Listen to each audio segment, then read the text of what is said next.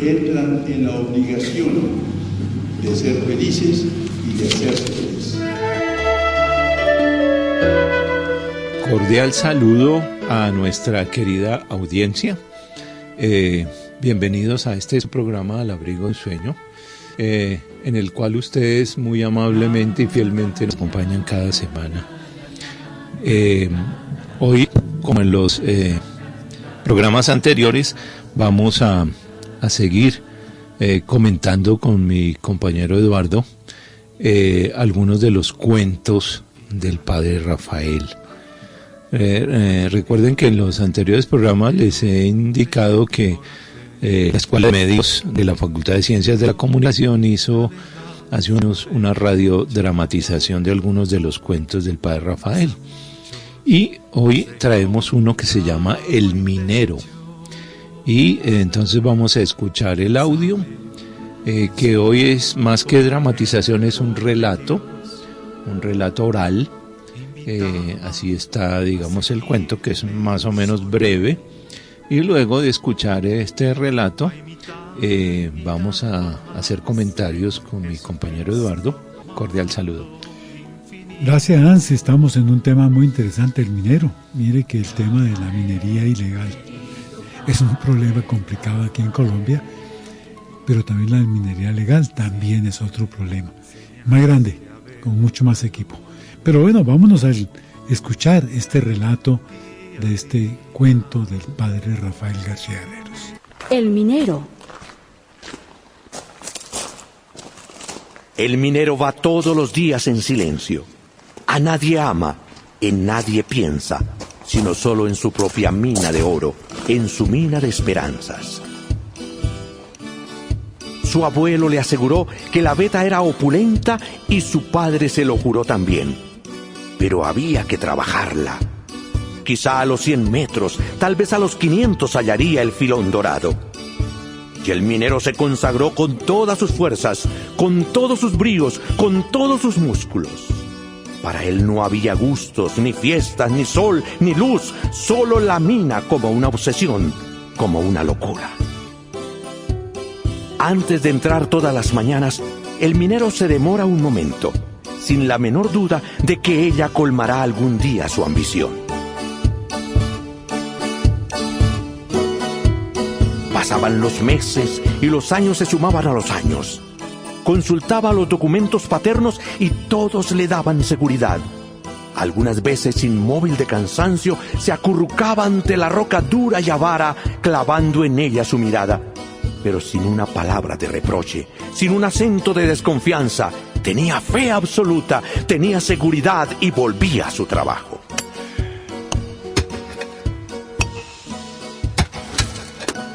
Transcurrieron 10 y 20 años y el hombre siempre anhelante, siempre taciturno, terco en su anhelo y petrificado en sus esperanzas. Allá había terminado su adolescencia. En la mina había corrido su juventud.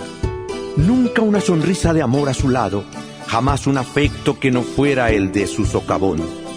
Su cabeza se fue plateando. La mina no le había dado oro, pero le había cernido nieve sobre sus cabellos. Y el filón codiciado no aparecía. ¿Qué hacer?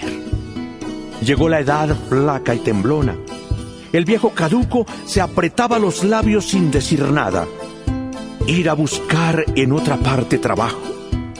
Ya era tarde en la vida, ya llegaba la noche, y cómo abandonar la mina que amaba con todas sus entrañas. El minero bajó la cabeza y la sumergió entre sus manos ennegrecidas. Después, mudo como siempre, tomó la pica y se internó de nuevo allá adentro. Se sentía enfermo, ya no era el mismo atleta de antaño. Su salud se había arruinado. Todo lo había perdido.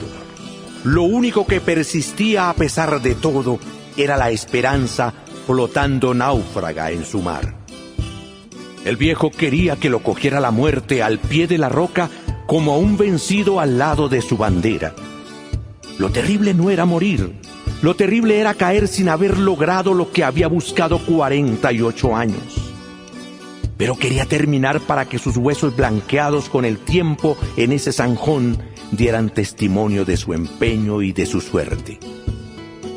Llegó al fondo de la mina, pero no pudo resistir a la tentación de la esperanza. Recogiendo todas sus fuerzas flacas, golpeó la roca y luego pasó la mano temblorosa. Sintió en ella el frío de la muerte o el frío del metal. Miró atentamente con sus ojos vidriosos y nublados y contempló, no lo podía creer, un hilo de oro. ¿No sería más bien el hilo de oro de la muerte?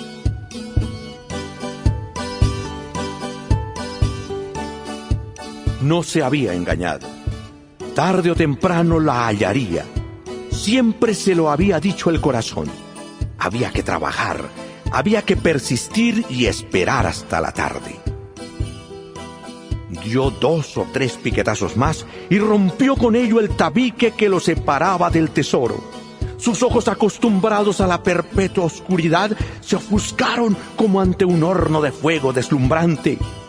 Le era casi imposible admitir la realidad de lo que veía. Era cierto, ahí estaba lo que había buscado toda la vida. Sentía la suprema felicidad del hombre a la hora final, la de no haber fracasado. No le importaba no poder gozar de su hallazgo. Lo que a él le había aterrado siempre era morir desengañado e iba a morir ante el júbilo del triunfo. El hombre, mirando inmóvil, estático, la constelación de oro de su mina, sintió ahora sí que los ojos se le nublaban definitivamente y que el corazón se aquietaba. Pero ya no tembló ante el morir. No era un engañado ni un derrotado. Había encontrado lo que se había propuesto encontrar.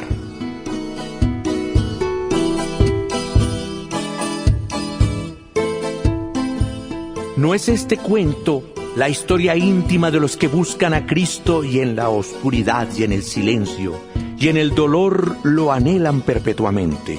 Luchan a veces contra toda esperanza hasta que al fin, al dar el último piquetazo, rompen el tabique que los separa de su filón de oro y de luz y de vida que es la eternidad con Dios.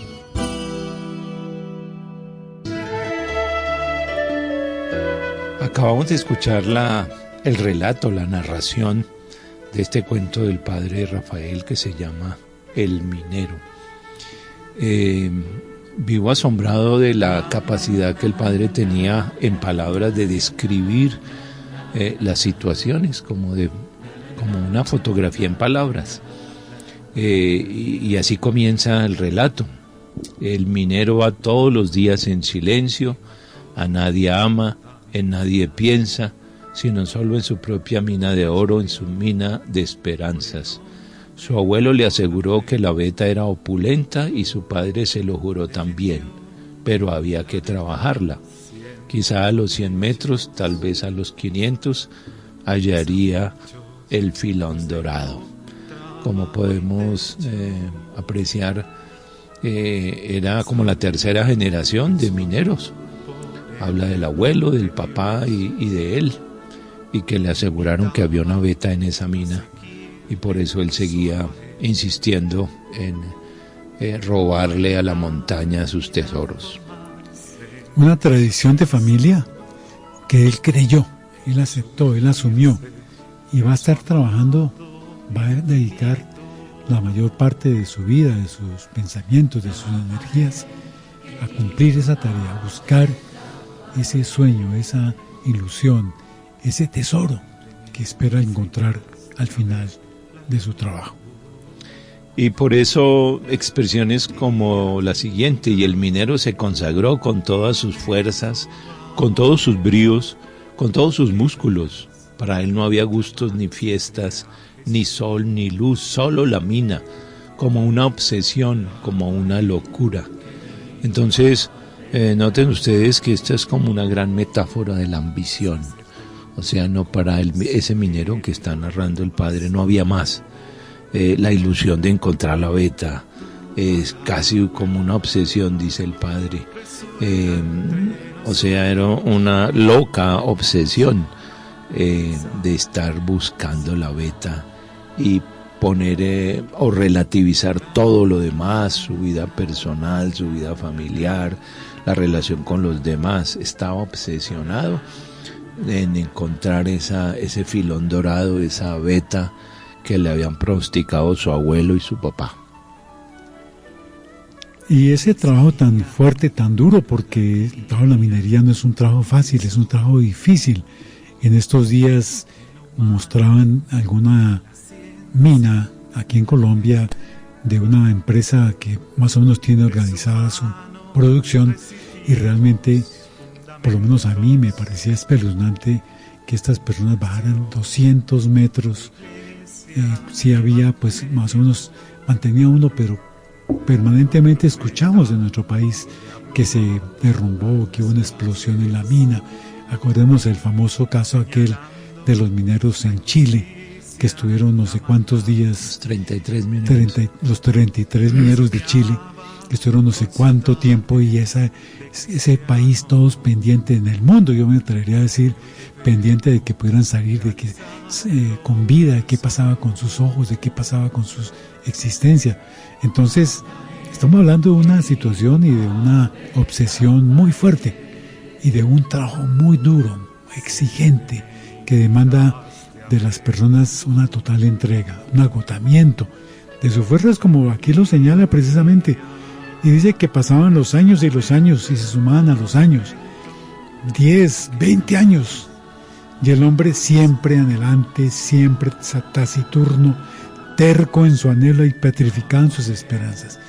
Como dice esto, las frases, las palabras que utiliza el padre Rafael son contundentes. Petrificado en sus esperanzas. Esa es una frase tremenda, hecha una piedra. Prácticamente está realmente solidificado en su posición y creyendo todo lo que había dicho el papá, el abuelo, y por eso nos contaba por ahí que él volvía y miraba los documentos, los mapas, seguramente alguna escritura, alguna cosa que dejó el papá escrito, el abuelo, y entonces eso era como que lo que le confirmaba, y que había que seguir en ese empeño de buscar esa beta de ese tesoro, ese filón dorado. Además, esa expresión a la que aludías, Eduardo, petrificado en sus esperanzas, es paradójica, porque si hay algo dinámico es la esperanza, y sin embargo estaba petrificado. Es casi un oxímoron, como la contradicción del tema. También resaltar que la minería, aunque haya mucha tecnología de por medio, requiere un esfuerzo físico enorme. Muchas de las minas es a la mano, golpeando con un barretón la montaña, por más de que haya cascos con linterna y otras ayudas, accesorios de la tecnología. Sin embargo, a lo final es la fuerza del hombre la que funciona allí en el socavón, a tantos metros bajo la tierra. De solo pensar, yo me estremezco, porque no sé si sufro de claustrofobia. Yo sería incapaz de adentrarme, así fueran 5 metros para abajo. Y sin embargo aquí hablan de 200, de 500 y hasta más en las minas que uno oye, como decías tú, Eduardo, de los accidentes que suceden en la minería. Y puede uno intuir que casi, aunque sea minería legal, es casi artesanal, porque es con las manos, casi con las uñas, que estos pobres hombres le roban el mineral a la tierra en esos socavones, porque finalmente es con esa barra y con ese martillo que trabajan. Algunas otras minas pues tienen martillos neumáticos. Sin embargo, pues por las condiciones, porque a veces hay gas, no pueden o se arriesgan a que una chispa que produzca un roce de la barra contra la piedra pueda generar un accidente. y por eso los mineros antiguos usaban en sus cascos la iluminación era de combustible y era más riesgoso por la presencia de gas grisú que llamaban, o de los gases que se generan en las minas, y ya por lo menos se pasaron a linternas y a bombillos eléctricos que reducen ese riesgo de incendio o de explosión con relación al gas. Pero de todos modos los riesgos son altísimos, y finalmente es la fuerza de esos hombres y su terquedad, como dice aquí el padre, y a veces que algunos no tienen otro chance en su lugar de vivienda. La única oportunidad de trabajo que se les brinda es la minería, porque no hay más.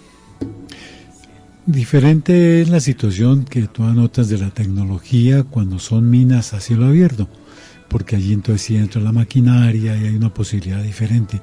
Lo que pasa en el Cerrejón, por ejemplo, que es una mina abierta, entonces ahí funcionan, son unos enormes camiones o volquetas donde cargan ese material, donde una persona no alcanza a hacer el tamaño de una de esas llantas, por ejemplo, esos monstruos mecánicos. Y como tú anotas, ese trabajo pues es diferente. Pero pensemos también en los que hacen los túneles, como el de la línea, tantos túneles que también se adentran con maquinaria. Ahí se entra una maquinaria mucho más grande, mucho más sofisticada, esas que van haciendo extremo por extremo, van entrando hasta que se encuentran. Eso es una tecnología maravillosa, pero la que estamos hablando es esa del que se mete a veces por un agujerito y empieza a trabajar y poco a poco va corriendo y poniendo unos palitos. No, es una cosa impresionante esa situación. Así es, y entonces uno ve que es un trabajo muy sacrificado, de estar ahí metidos a no sé cuántos metros bajo tierra, sufriendo el calor, el frío, qué sé yo, falta de oxígeno a veces, muy sacrificado, y a veces dependiendo el mineral que estén buscando, a veces la montaña es esquiva para brindarles finalmente encontrar una veta. Diferente pues de otro tipo de minería, que si es el carbón o lo que fuera, ese lo encuentran relativamente más fácil. Pero si son piedras preciosas, si es oro, ese no se encuentra tan fácil, y entonces implica mayor sacrificio. Y el relato del padre de hoy es uno de esos mineros que implica mayor sacrificio, porque está buscando una veta de oro. Y piensa también en los tantos hermanos que en Chocó y en otras regiones, pero especialmente en el Chocó y en Antioquia, están en los ríos, donde después de que han las minas que han venido trabajando el oro, lavan, y entonces de golpe buscando unas pepitas, algo que les permita recoger y poder vivir de eso, que están todo el tiempo y con la ilusión siempre de encontrar. O pensemos en lo que pasa en las Esmeraldas aquí en Boyacá, también lo mismo, la gente buscando y viviendo unas condiciones realmente durísimas, complejas, buscando una esmeralda, buscando una pequeña piedrita que les permita tener una respuesta, conseguir algunos bienes, cosas de ese estilo. Y la paradoja que se encuentra en esos territorios donde genera tanta riqueza. Chocó, ¿cuánta riqueza no ha salido de allí? Y sin embargo el departamento más olvidado de Colombia. La región de las Esmeraldas pasó algo similar. Entonces hay como una contradicción social entre donde hay riqueza que se saca, que se extrae de la tierra, pero a la vez hay pobreza en la vida social. Sí, es una paradoja curiosísima. Están parados en un tesoro y sin embargo no pueden disfrutar del bienestar que pudiera generar las regalías de las minas. Entonces es gente muy humilde, muy pobre, que tiene la ilusión de encontrar una piedrita, una pepita de oro o una esmeraldita que los pueda ayudar a solventar el día a día. Vamos a hacer ahora una pausa y ya regresamos. Eres es el ejemplo que a mis hijos mostraré del apóstol y testigo fiel. De ser felices y de hacerse felices. Regresamos de la pausa, queridos oyentes, y retomamos nuestro relato.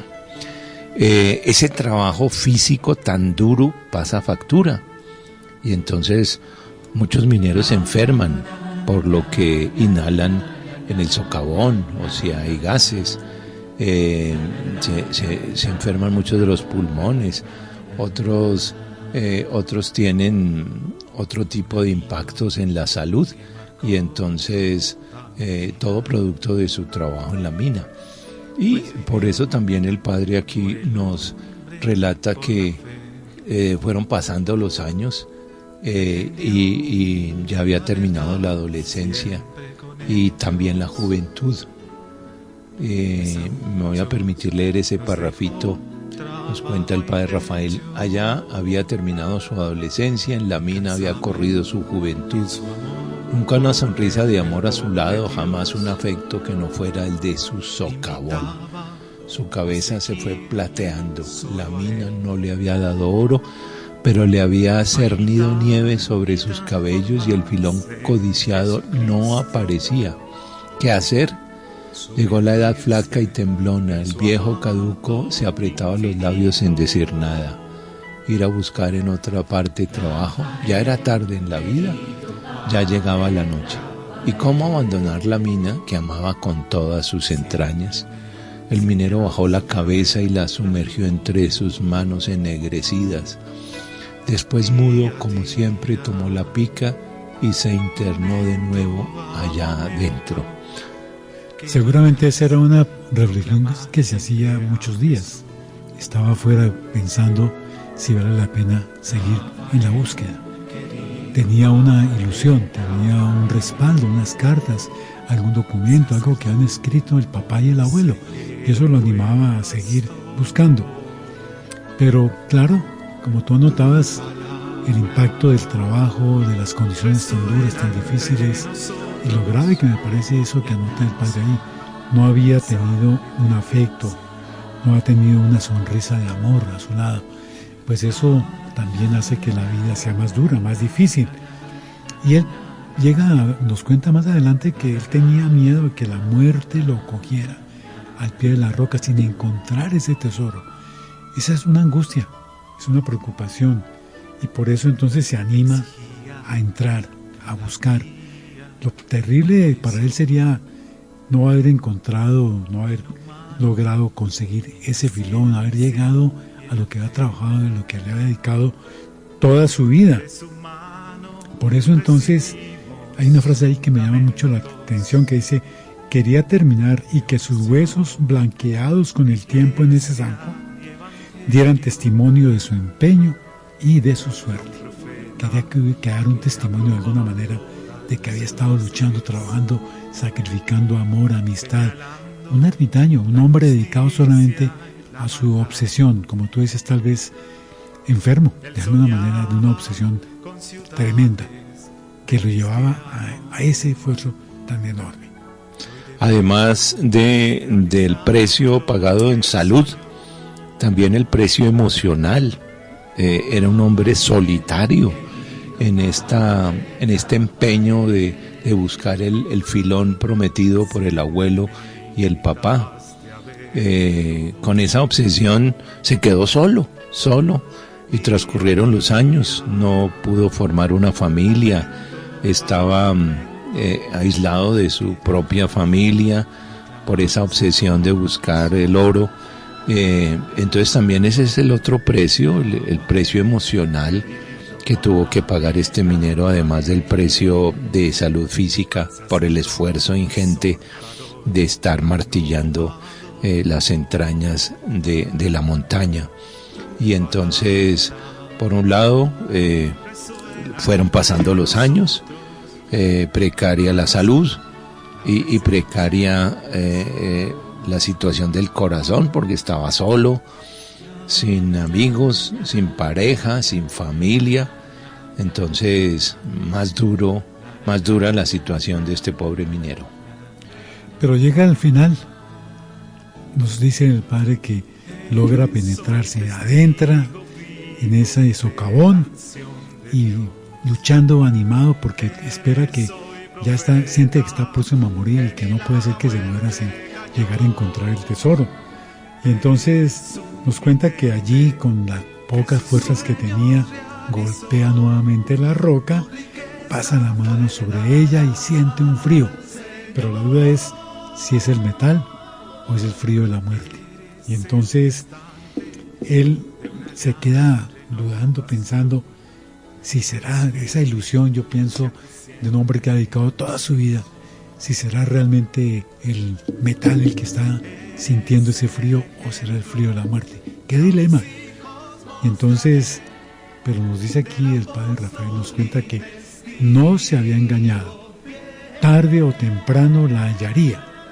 Siempre se lo había dicho el corazón. Había que trabajar, había que persistir y esperar hasta la tarde. Entonces, esa sensación, yo me imagino a un hombre que estaba con tanto tiempo dedicado toda su vida, la emoción de ese corazón debía palpitar, ir a toda velocidad, y entonces golpetea nuevamente con 2 o 3, dice, piquetazos más, y con ello rompe el tabique que lo separaba del tesoro. ¿Te imaginas, Hans, la emoción, la alegría?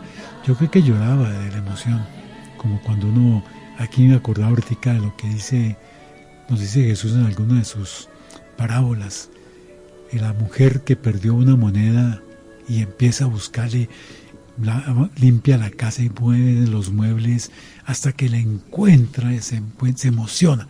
Creo que es un poco parecido. Claro que la de ella fue poquito tiempo, la del otro toda su vida.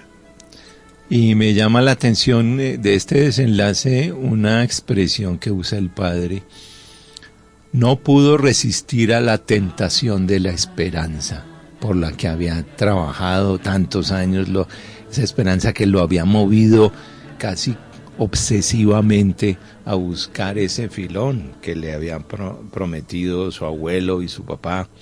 Y felizmente, después de muchos años, de muchos esfuerzos, de sacrificios enormes, parece que había encontrado el filón de oro. Y entonces, el cuento que tiene ¿por qué uno dirá, bueno, el padre, por qué nos pone a contarnos de un señor que dedicó su vida a buscar algo y solamente cuando ya se está muriendo lo encuentra? Aquí me parece que el mensaje del padre Rafael es el encuentro con Jesús, que así es como termina, el encuentro con la persona de Jesús. Y retomo lo que estaba comentando de eso que nos decía Jesús, que nos dice el Evangelio, de la mujer que busca su moneda y la encuentra, y dice que así es el reino de los cielos. O el hombre que encuentra un tesoro y va y vende todo lo que tiene para comprar ese terreno. Pues esto es otra expresión, otra manera de decirnos lo mismo, el encuentro personal con Jesucristo. Yo creo que aquí me llama a mí, me recuerda 2 elementos muy importantes. Uno, lo que el Papa Benedicto XVI en el año 2007 mencionó cuando abrió la 5ª conferencia del Episcopado Latinoamericano en Aparecida.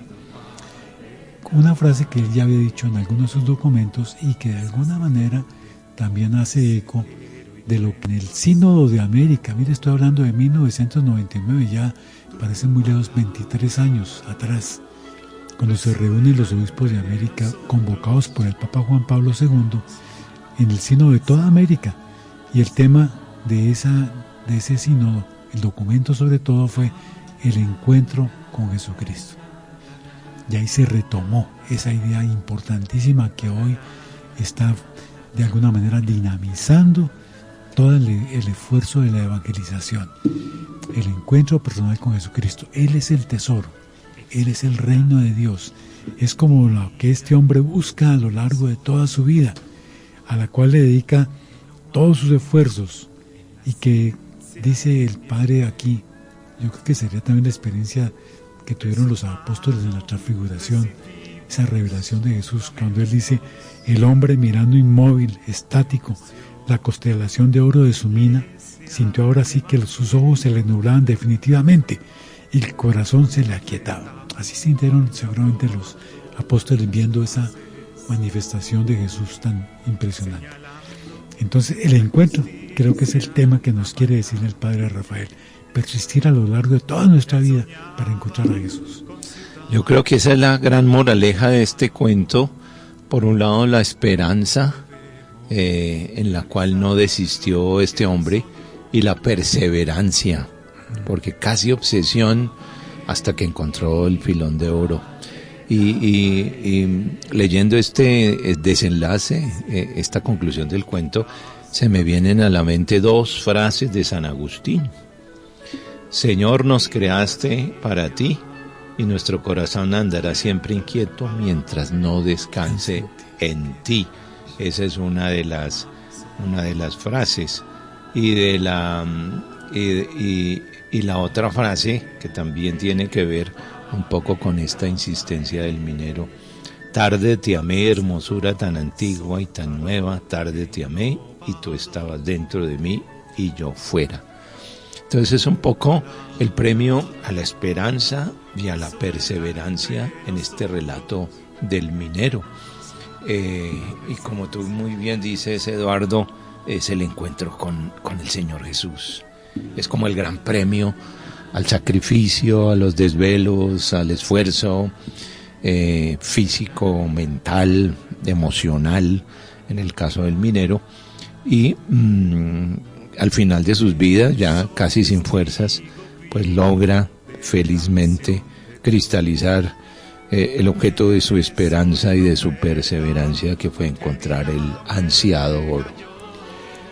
Y lo que me parece que también nos puede ayudar a lo que notaba yo ahora de cómo hoy se está insistiendo en todo el tema de la pastoral, en todo el tema de la evangelización más exactamente, en la importancia del encuentro personal con Jesús, que no siempre tenemos que dedicar toda nuestra vida hasta que al final de la vida lo vamos a encontrar. Esa es la diferencia.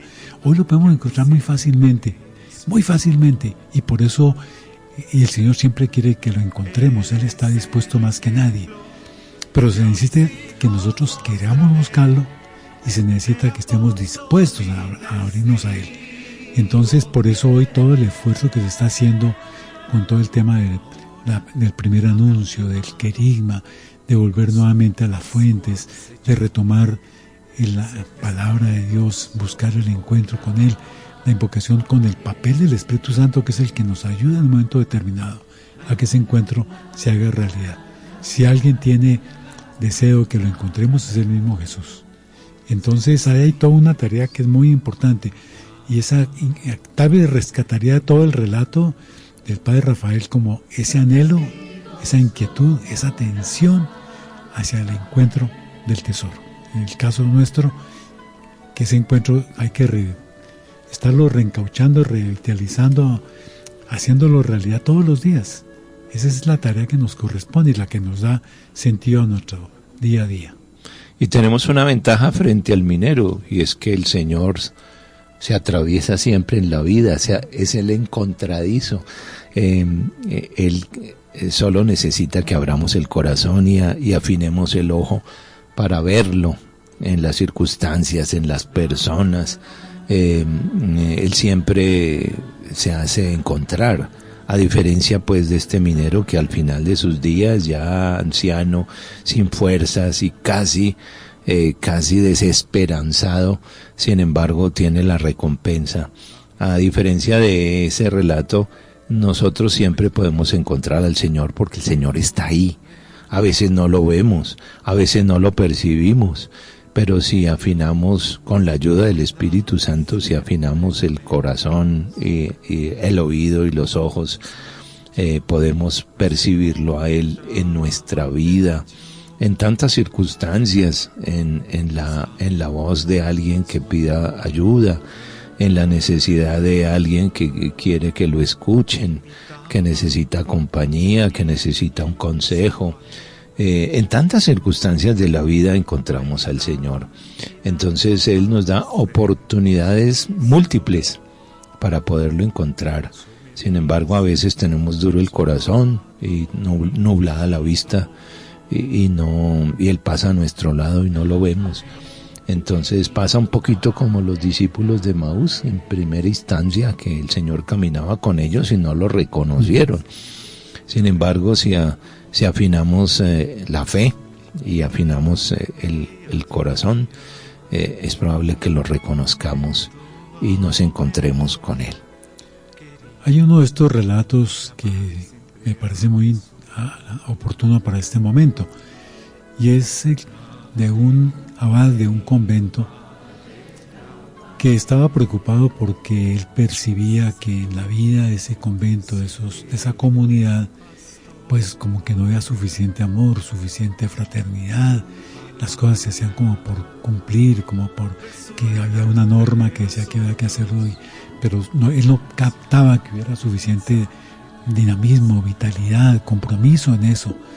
Y entonces, preocupado, acude a un obispo, y el obispo le dice que vaya donde un consejero espiritual que hay ahí muy en esa diócesis, y ese, que era una persona ya mayor, un anciano, le dice que es que no se han dado cuenta, pero que Jesús está mirando, en uno de ellos está encarnado Él, y que Él está mirando el comportamiento de estos señores que habían dicho que estaban entregando su vida para el servicio de Jesús.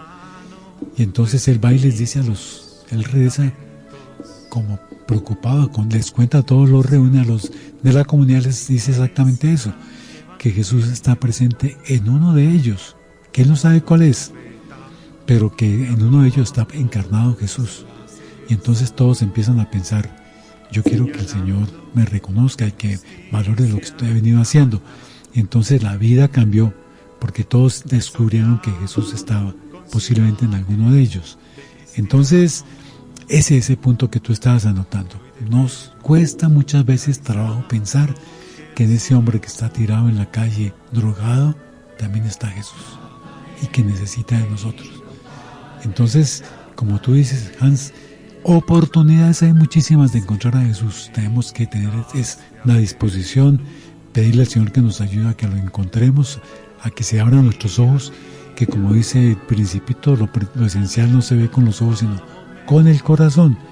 Y ahí está entonces la oportunidad de poder encontrar a Jesús en el hermano, en el que está a nuestro alrededor, no siempre el que está sufriendo, a veces el compañero de la oficina que está preocupado, que no encuentra quien lo escuche, que tiene una preocupación. Ahí puede estar o está presente Jesús, porque ese es el papel de Él, ayudarnos a que todos nos encontramos y veamos, como nos dice el Papa Francisco, esa fraternidad universal. Somos hijos del mismo Padre, y entonces somos hermanos, y ahí nos podemos encontrar con Jesús. Y entonces también se ve en el horizonte que hay que hacer discernimiento, ¿no? Para poder ver en el que sufre, en el solitario, en el preocupado, ver a Jesús presente. Y eso implica discernir y mirar y estar siempre con el corazón abierto, estar dispuestos y pedir también la luz del Espíritu Santo para descubrir a Jesús que sufre en los demás. Así lo hicieron muchos santos en la iglesia. Ahora que hablabas, Eduardo, se me vino a la memoria la Madre Teresa de Calcuta, por ejemplo, y así muchos santos que descubrían en el humilde, en el pobre, que estaba botado en el piso, el rostro de Jesús. Y ella lo decía y lo recogía de la calle, porque en la India las castas más bajas pues morían en la calle, y a ella se le ocurrió hacer ese moritorio que llamaba ella, para llevarlos, lavarlos y que murieran dignamente y no por la calle como un animalito. Entonces nos invita el Padre y nos da la tarea de mirar, de discernir y de ver quién necesita y dónde está presente el Señor, para que podamos brindarle nosotros el apoyo, brindarle una palabra oportuna, a veces ni siquiera tenemos la solución a su problema nosotros, pero sí podemos escuchar, podemos acompañar. Y el padre Rafael lo dice muchas veces, que a veces no es el tema de dar dinero, sino dar tiempo, dar de nuestras capacidades y compartir con los demás.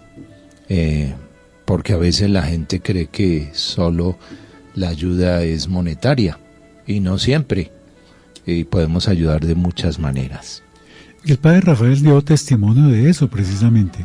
Lo movió a él permanentemente con creatividad a buscar respuestas a los otros, porque él encontraba en ellos, en todos los que lo rodeaban, especialmente los más necesitados, en esos padres de familia con 5 o 6 hijos en condiciones de pobreza difíciles, encontraba precisamente que ahí estaba Jesús, y por eso su preocupación, su dedicación, su compromiso en ayudar a que tuvieran condiciones de vida mejores, que correspondieran realmente a la dignidad de hijos de Dios, que esa es la naturaleza, es lo que nos caracteriza a todos, reconocer. Hay que ayudar a los hermanos a que reconozcan eso y vivan de acuerdo con esa posición.